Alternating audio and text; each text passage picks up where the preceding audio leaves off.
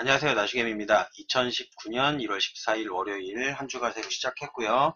매수매도 약화로 들어왔습니다. 일단 종합시황부터 살펴본다고 하면 제가 예측한 방향과는 조금 오늘은 다르게 흐르긴 했습니다. 하지만 약간 눌러주는 모양새를 취하고 있고 현재 미 증시 선물 같은 경우는 국내 지수 시작했을 때보다 조금 더 빠져서 지금 시작하고 있습니다. 그래서 국내 야간 지수 같은 경우는 지금 0.04%, 미 증시가 급등을 하거나 급락을 하지는 않을 것 같고요. 어느 정도 선에서 보합권에서 마감할 수 있는 가능성에 일단은 초점을 맞추고 아직은 상승할 수 있는 가능성이 남아 있다라고 말씀을 드리고 싶습니다. 비차익 순매수 같은 경우 여전히 플러스로 해서 1231억 들어왔고요. 비차익 순매수가 들어오고 있고 외국인도 현재는 어쨌든 수급은 조금씩은 들어오고 있다. 하지만 옵션 방향 같은 경우는 지금 콜옵션 매도, 풋옵션 매수기 때문에 둘 다 하락 방향으로다가 지금 베팅을 한 상황입니다. 그리고 선물 같은 경우에도 외국인이 강한 매도를 치면서 일단은 하락 방향으로 베팅을 해놨습니다. 조금 더 대차 상환을 하기 위한 문제일 걸 수도 있고 물량을 더 많이 사고 싶은 마음에 그럴 수도 있습니다. 거기에 생각을 한 원달러 환율 같은 경우도 같이 증가를 시켰죠. 다시 원달러 환율 달러 선물 매수하면서 원달러 환율 다시 1120원대 위로 올라왔고요. 1130원대가 깨지지는 않을 것 같습니다. 그리고 1110원대 아래로 내려갈 확률도 별로 없어 보이기 때문에 박스권에서 계속 움직임을 갖다가 반복하지 않을까라고 생각을 하고 있고 한 번쯤은 일단 추세선을 갖다가 이탈을 해주지 않을까라는 생각까지는 하고 있습니다. 유가 같은 경우는 이제 50달러대에서 일단 머무르고 있으면서 일단은 40달러대까지 갔다가 다시 50달러대로 끌어올려서 어느 정도 안정권에서 유지를 하려고 하는 모습을 보이고 있고요. 그리고 금 같은 경우는 여전히 시장이 불안하다 보니까 안전자산 쪽에 조금씩 몰리면서 1300원대를 갖다 향해서 가고 있는 모습을 볼 수가 있습니다. 국내 지수 같은 경우는 이제 코스피 같은 경우는 2064, 2050 아직 위에 있기 때문에 아직은 2000대를 무너진다라고 보기에는 조금 빠른 판단인 것 같고요. 이제 국내 같은 경우는 지금 현재 약간은 이렇게 눌림을 줄 수 있었던 게 뭐가 있었냐면은 세계 이제 국내외 변수에 따르면은 내일 있을 일단 영국 브렉시트가 노딜로 갈 것이냐, 노딜 브렉시트가 이루어질 것이냐에 대해서 합의안이 있기 때문에 그것 때문에도 아무래도 오늘은 상승 쪽으로다가 베팅을 하지 않았을 가능성, 일단 하락 방향으로다가 어느 정도 베팅을 해놓고 일단은 분위기를 보겠다라는 그런 의지로다가 보이고요. 오늘 일본장 같은 경우는 쉬었기 때문에 이거는 움직인 게 아닙니다. 이거는 금요일날 지수라고 생각을 하시면 좋을 것 같고요. 그리고 지금 중국 지수 같은 경우는 앞으로 이제 경기가 일단은 지준율 같은 경우를 조금 낮춰서 이제 자금을 갖다가 어느 정도 흐르게는 해놨는데 어쨌든 생산지수나 이런 것들이 조금 떨어질 거라는 예측 때문도 있고 해서 일단은 오늘 조금 빠진 모습을 보였습니다.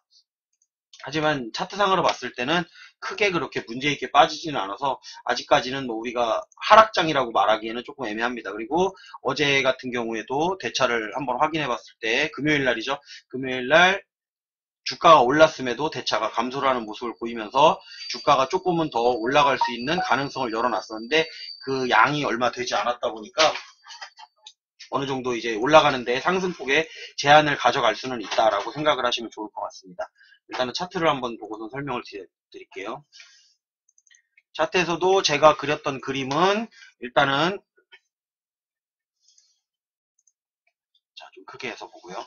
제가 그렸던 그림은 여기에서 이제 이런 식으로 다 그랬었죠. 2100까지는 한 번쯤은 줄 것 같다라고 이렇게 말씀을 드렸었는데 이 예상과는 다르게 오늘은 약간 조정을 줬습니다. 조정을 줬는데 일단은 여기 보면 제가 추세선이라고 만들어 놓은 이 녹색 라인을 보시면은 추세 라인을 이탈하진 않았습니다. 추세 라인을 여기 저점보다는 살짝은 높여놨습니다. 살짝은 높여서 올라가 있는 상황인데 추세 라인을 살짝은 올려줬다. 외국인 매수세가 조금은 들어왔기 때문에 지금 이런 현상을 볼 수가 있었고요. 지금 달러의 흐름과 같이 움직이는 게 일단은 유럽 증시도 어떻게 될지 불안한 상황에 내일 노딜 브렉시트가 만약에 현실화가 된다고 하면 아무래도 세계 증시 자체가 하락 방향 쪽으로 향할 가능성이 많기 때문에 그 부분에 대해서는 아무래도 조심스러운 이미지 때문에 오늘은 주가를 끌어올리지 않았을 거라고 생각을 하고 제가 연초에 12월 달에도 말씀드렸던 것처럼 일단은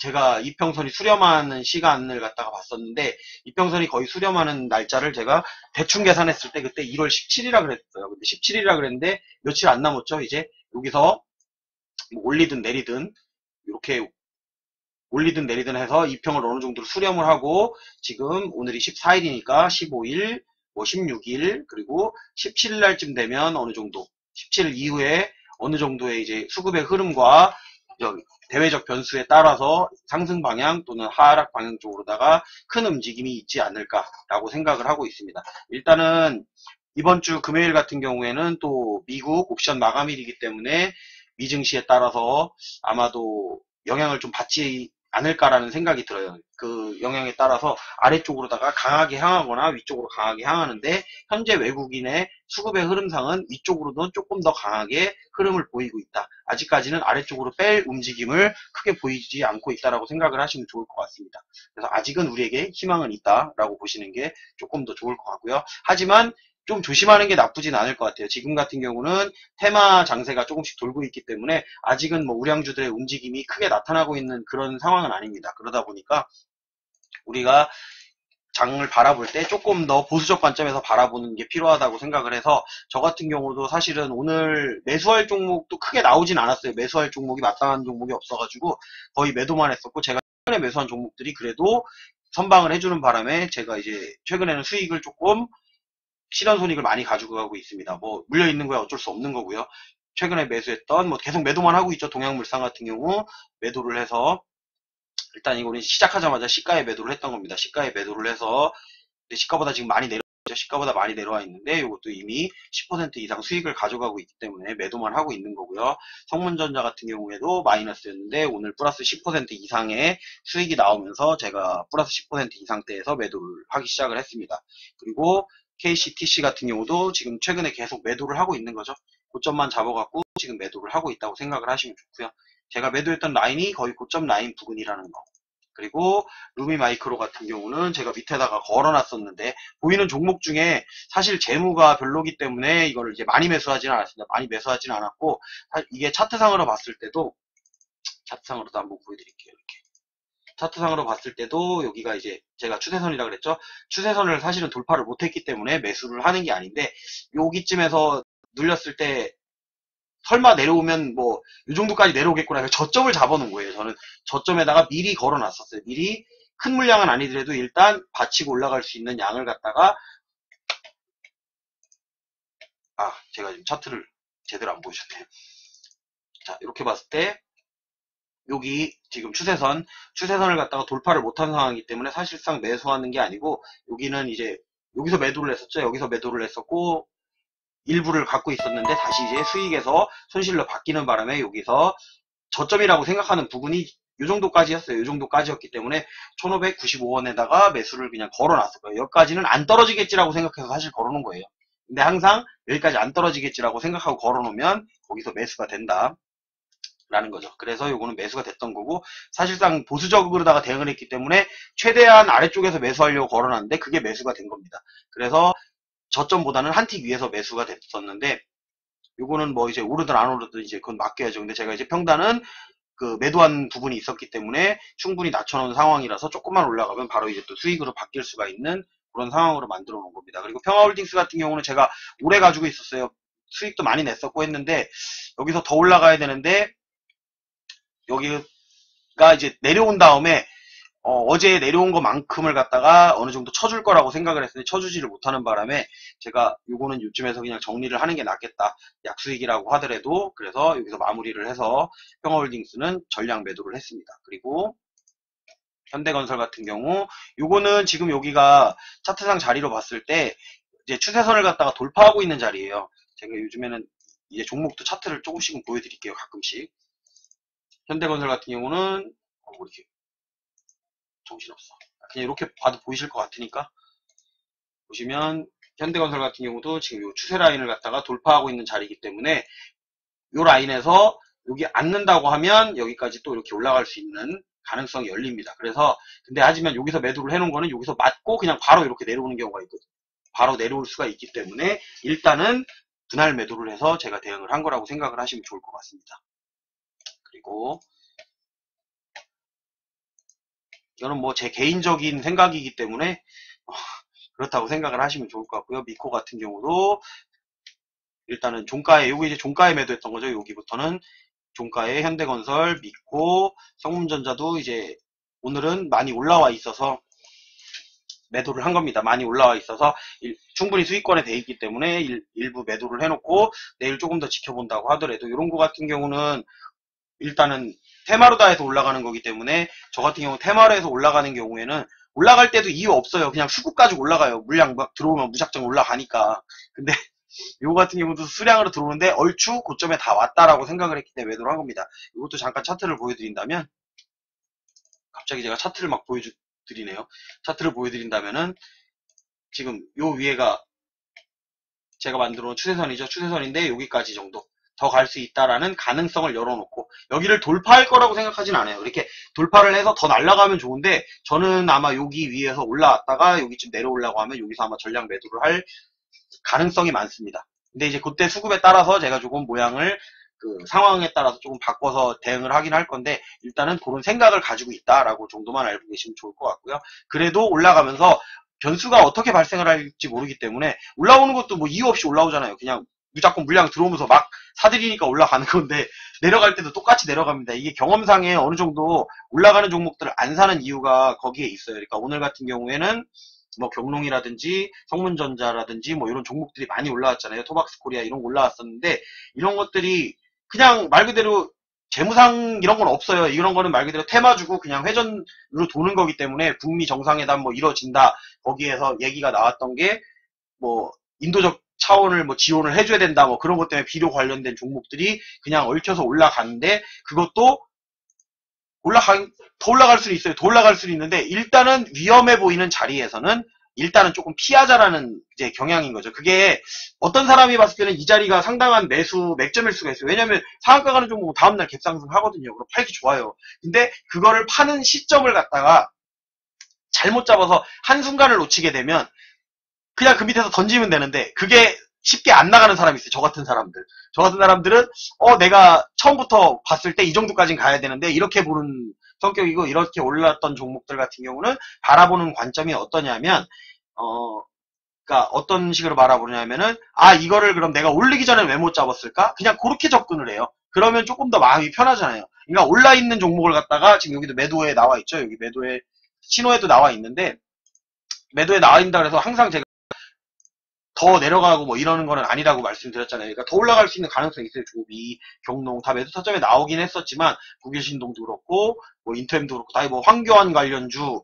그리고 대북 관련주 해가지고 지금 올라가긴 하는데 내려올 때도 이유 없어요. 그냥 물량 막 쏟아져 내려요. 근데 그거를 이제 눈치껏 빠르게 빠져나오실 수 있는 분이라든지 단타로다가 해서 사실 고위험인 게 고수익을 보장을 합니다. 그러니까 위험한 자리에서 들어가면 그만큼 고수익을 가져갈 수는 있지만 그만큼 위험하기 때문에 진짜 한순간 잘못 삐끗하거나 내가 화장실을 잠시 다녀왔는데 악재 하나가 딱 발생을 해버리면 순식간에 10% 내려가는 것도 금방이다.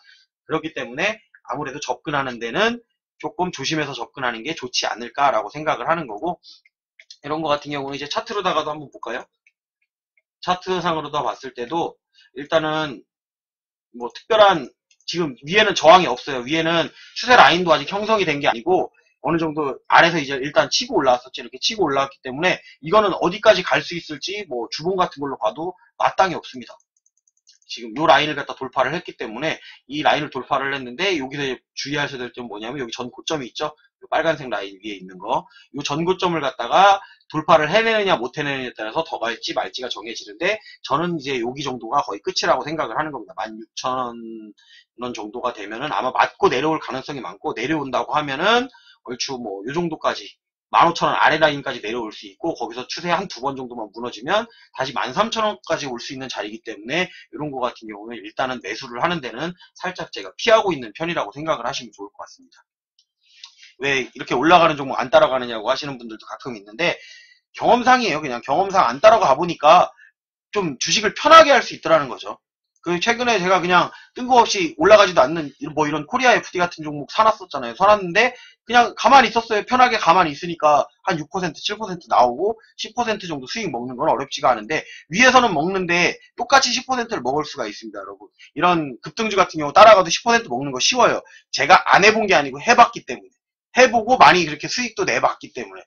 상승장이나 어느 정도 대세가 좀 가고 있을 때, 그 섹터가 가고 있을 때는 먹기가 쉬워요. 근데 그걸 갖다가 섹터가 한번 무너지기 시작하면은 내려올 때도 금방 내려온다. 라는 거 뭐, 그 정도만 그냥 알고 계시면 좋을 것 같고, 저 같은 경우도 일단은 매도를 하는 데 있어서 그런 올라가는 종목들이 이제 올라갈 때, 올라가기 전에 잡는 연습을 갖다가 많이 하는 거고, 시간이 조금 걸리더라도 조금 더 안전하게 먹고 싶어서 이렇게 하는 겁니다. 더 내려갈 수도 있습니다. 물론 제가 매수하는 종목들이 전부 다 올라가진 않습니다. 각 개 중에는 내려가는 종목이 있지만, 하지만 그거는 그 자리를 찾을 수 있는 가능성이 있는 종목이고, 위에 상승하고 있는 지금 여기 매도 타점에 나와 있는 종목들을 매수를 하게 되면은 요거는 이제 내려왔을 때 다시 그 자리를 안 줄 수 있는 가능성, 그런 것들이 많다라는 거죠.